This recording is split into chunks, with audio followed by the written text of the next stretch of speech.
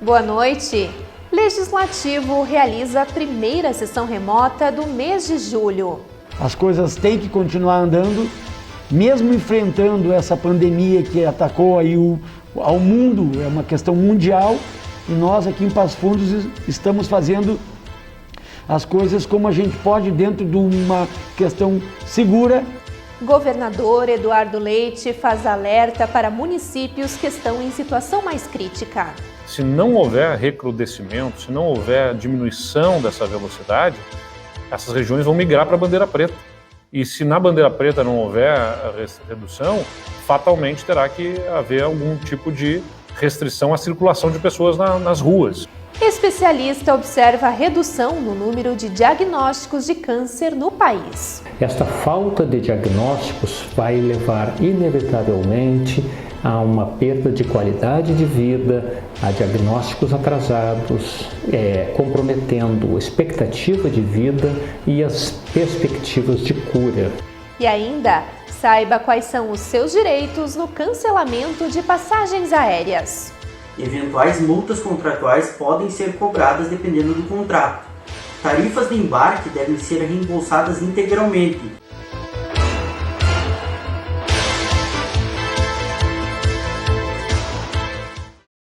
De forma online, o Legislativo mantém a discussão e votação de projetos em prol da comunidade. A primeira sessão de julho foi presidida pelo secretário da mesa diretora, vereador Rafael Colucci.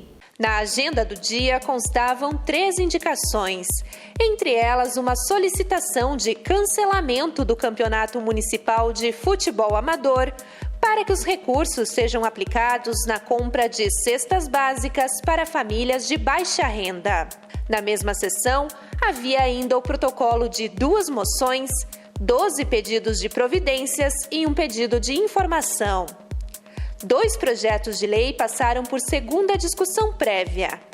Um dos textos obriga que o Executivo informe a Câmara sobre todas as compras e contratações realizadas no combate à Covid-19.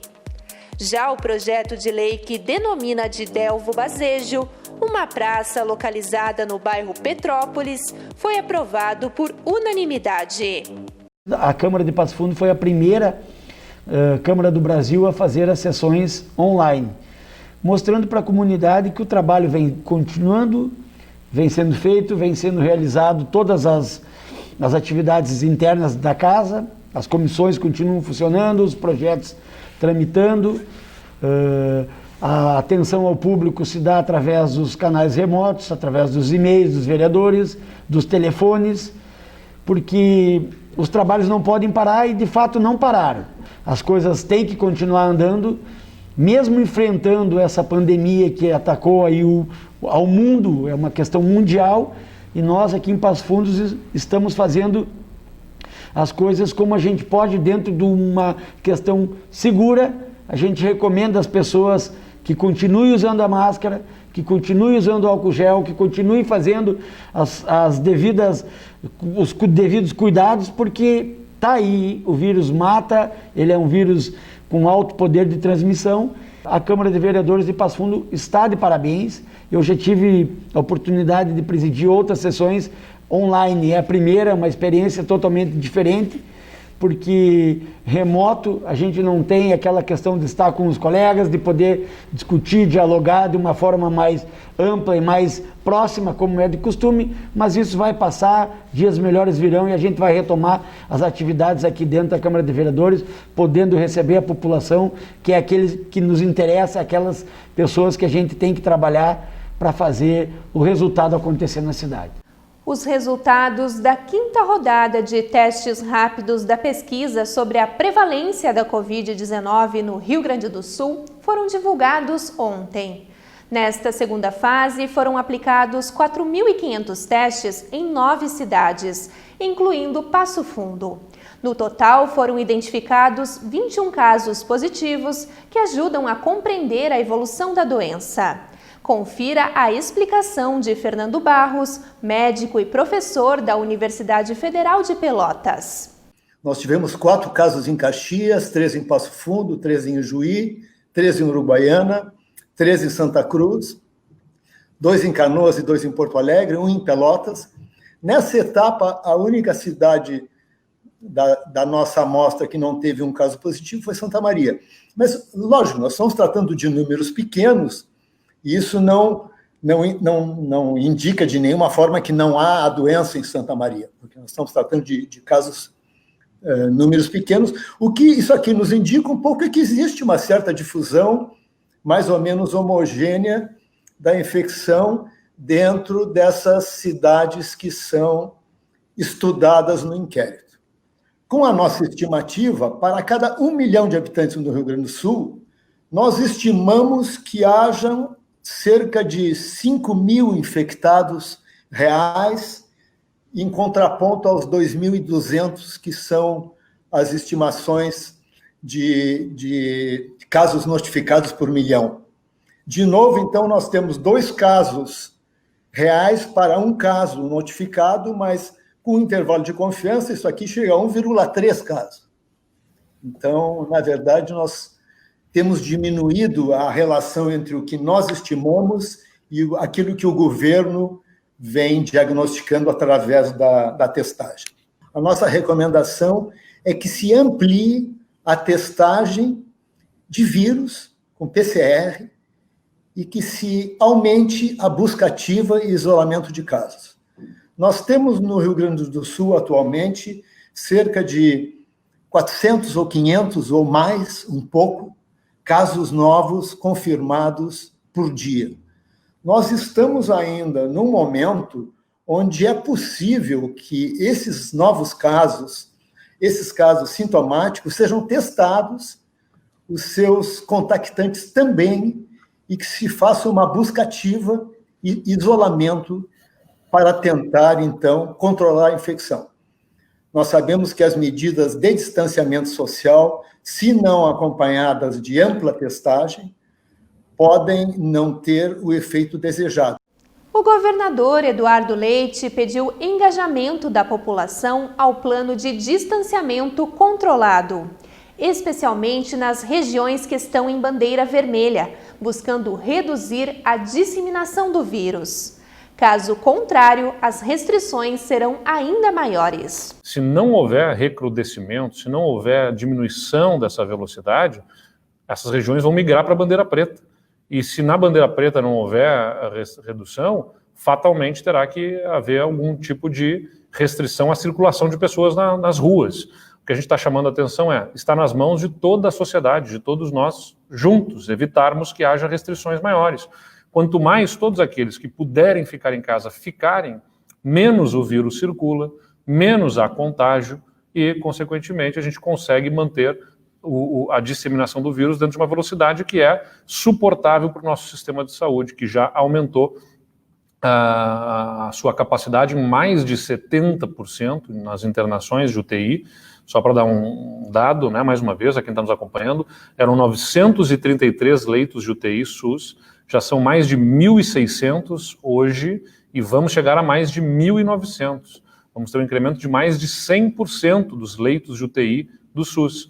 Mas tudo isso é insuficiente se a velocidade do vírus for maior. Então, tem uma limite de capacidade de estrutura, um limite de estrutura de equipamentos disponíveis no mercado, tem um limite de medicamentos, inclusive nos kits usados para intubação, os sedativos, tem uma falta nacional aí desses medicamentos para intubação, o que compromete o atendimento à população, tem um limite da capacidade de estrutura de recursos humanos, né? Porque leito não é o respirador e a cama sozinhos, é a equipe médica, o intensivista, enfermeiros e toda a equipe que precisa atender conjuntamente. Então, o que nós chamamos a atenção da população estamos fazendo a nossa parte enquanto governo, temos as pesquisas com o apoio da academia, temos um protocolo consistente através do distanciamento controlado, precisamos que a população ajude cumprindo os protocolos que ali estão, porque se houver o cumprimento dos protocolos, nós estamos seguros de que manteremos uma velocidade menor de disseminação e evitaremos maiores restrições. Se não houver, né, essa redução da velocidade, partiremos para medidas mais restritivas, como se impõe como nossa responsabilidade na gestão da coisa pública e dessa pandemia como um todo, né? Então, mais uma vez, nosso apelo à população. E depois do intervalo, o médico Álvaro Machado traz recomendações que ajudam os pacientes oncológicos a evitarem o contágio da Covid-19.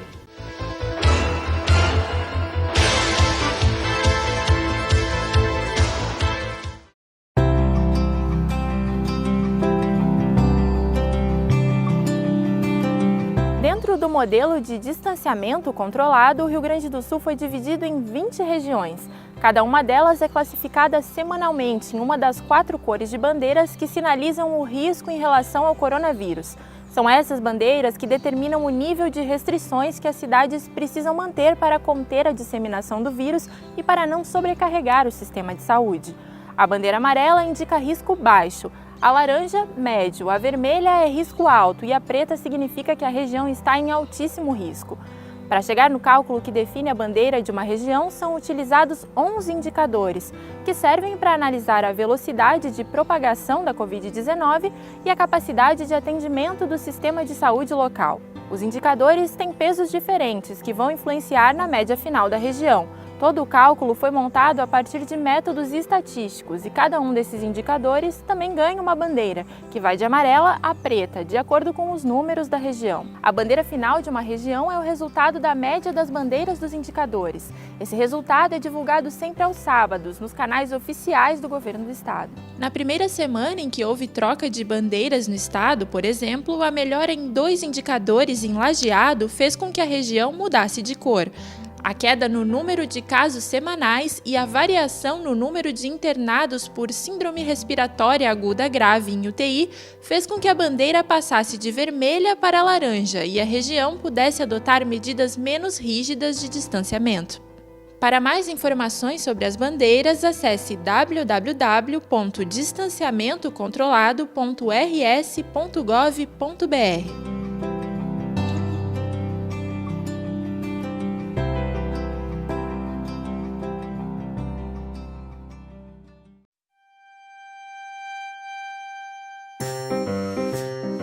As crianças reagem de maneiras diferentes em momentos difíceis e precisam de amor e atenção extra nessas horas. Ajude as crianças a encontrarem formas positivas de expressar seus sentimentos, como o medo, a ansiedade e a raiva, por meio de desenhos, brincadeiras ou mesmo verbalmente. Cada criança tem sua maneira de lidar com a situação. Conversas honestas e apropriadas à idade ajudam a proteger nossas crianças.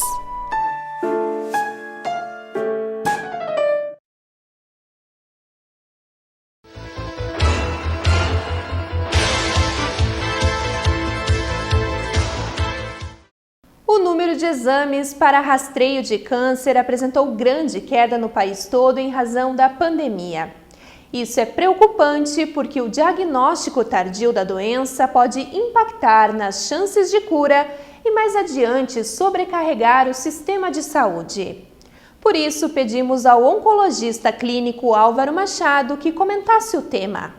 Em São Paulo, se estima que mais do que 80 mil diagnósticos de câncer tenham sido não realizados nesse período de pandemia, e isso ainda tende a se agravar mais.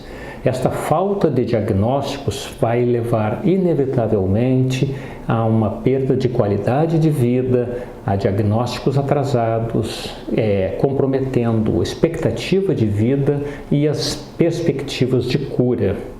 É importante que todos os pacientes, todas as pessoas, familiares, entendam a necessidade de que os exames que foram solicitados por seus médicos devem ser realizados, não é, sem atraso, sem perda de tempo, e os resultados devem ser levados ao conhecimento de seus médicos, para que na eventualidade de um diagnóstico de neoplasia, de câncer, para que os tratamentos sejam tomados de uma forma efetiva em tempo hábil. É muito importante. Aos pacientes que já têm diagnóstico de câncer, os seus tratamentos não devem ser interrompidos. Esta é uma recomendação mundial e é uma recomendação da Sociedade Brasileira de Oncologia Clínica. Os tratamentos devem se manter exceto se houver uma expressa recomendação do seu médico de que o tratamento deva ser interrompido.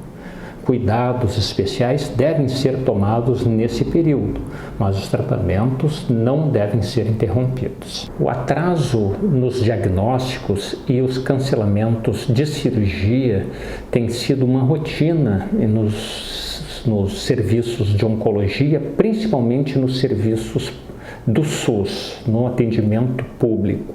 É importante que os pacientes retornem aos serviços de referência, aos seus médicos e planejem a retomada dos tratamentos, tanto cirúrgico, dentro de todos os cuidados necessários, quanto aos outros tratamentos, como radioterapia, quimioterapia e outros tratamentos dirigidos ao câncer. O diretor do Centro de Tratamento do Câncer também fez algumas recomendações aos pacientes oncológicos para evitar o contágio da Covid-19. Vamos acompanhar. Durante esse período de pandemia, os pacientes com câncer necessitam não só dos cuidados gerais, de aderir aos cuidados gerais de isolamento social, higiene das mãos, proteção do nariz e boca durante a tosse, não conviver em ambientes com muitas pessoas, ou se aproximar de pessoas com sintomas gripais. Essas são regras gerais. Mas os pacientes com câncer, alguns dos pacientes com alguns tratamentos específicos podem estar com maior risco não só de contrair a doença do coronavírus, a Covid-19, mas de ter complicações mais sérias da doença, necessidades de internação, necessidades de UTI e inclusive desfechos graves como morte. Então, os cuidados são importantes. Um estudo recente mostra que, no geral, os pacientes com câncer não têm desfechos piores do que a população geral, exceto os pacientes mais idosos e com outras comorbidades. Mas alguns tratamentos sabemos que são imunossupressores, e esses tratamentos eles devem ser alertados aos pacientes, aos familiares, para que os cuidados sejam redobrados e, eventualmente, na possibilidade que sejam interrompidos ou modificados. A pandemia mudou o cronograma anual de muitas famílias. O calendário escolar das crianças, por exemplo, está todo bagunçado. E sem previsão de férias ou por medo do coronavírus, várias pessoas estão sendo obrigadas a cancelar viagens compradas com antecedência. Por isso, o advogado Thales Brenner nos traz algumas orientações sobre como agir em relação às passagens aéreas. A pandemia do coronavírus, aliada com a preocupação da doença, fez com que o governo federal anunciasse a medida provisória 925, com regulações emergenciais para o setor aéreo brasileiro. Assim, as questões de reembolso e alteração de voo aplicam-se para passagens aéreas compradas até o final do ano de 2020, onde o passageiro terá duas opções: adiar sua passagem aérea, aceitando um crédito para a compra de uma nova passagem dentro de um prazo de 12 meses do voo contratado, ou cancelar a passagem aérea optando pelo reembolso. Eventuais multas contratuais podem ser cobradas dependendo do contrato. Tarifas de embarque devem ser reembolsadas integralmente, dentro de um prazo também de 12 meses. Qualquer alteração realizada deve ser informada com 72 horas de antecedência, onde a empresa aérea deve oferecer alternativas de reembolso integral, também dentro de um prazo de 12 meses, ou reacomodar o passageiro em outro voo disponível. Quando essas opções não ocorrerem e o passageiro já estiver no aeroporto, as alternativas são três: o reembolso integral dentro de um prazo de 12 meses, reacomodar em outro voo disponível ou executar o serviço por outro meio de transporte, ficando a cargo da empresa toda e qualquer assistência ao passageiro. Autoridades de saúde e imigração de diferentes países estão tomando medidas para evitar o contágio do coronavírus. É importante observar periodicamente as informações junto aos consulados ou optar por buscar melhores informações junto à sua operadora. O advogado deixa outra dica importante. Conforme Thales Brenner, o ideal é sempre tentar resolver o cancelamento de forma administrativa. Não sendo possível, busque os seus direitos junto aos órgãos de proteção do consumidor, como o PROCON, ou ingresse com uma ação judicial. E o Jornal da Câmara termina aqui. Uma boa noite e até a nossa próxima edição.